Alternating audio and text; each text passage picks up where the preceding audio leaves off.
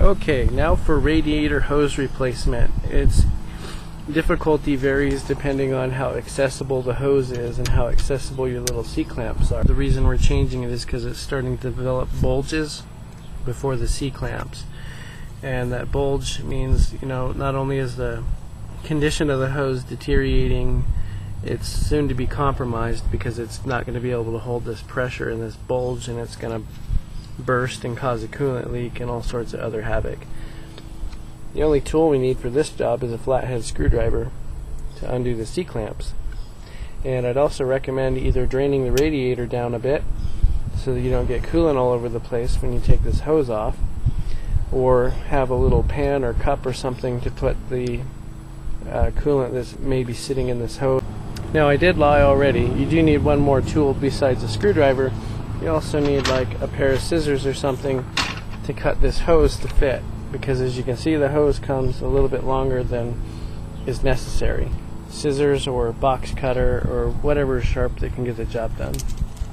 I just took a 1 liter Coke bottle and cut off the bottom part of it so I'd have a little bit of a cup small enough to sit underneath one of these hoses to let the coolant drain out into. Loosen up that bad boy.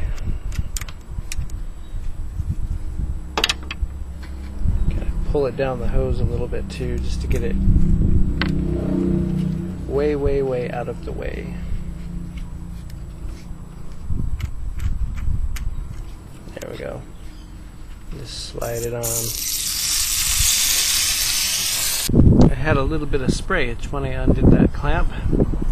No big deal. I'll just hose it off when I'm done. So now if the hose is being completely stupid and doesn't want to come off, you always get your trusty knife out.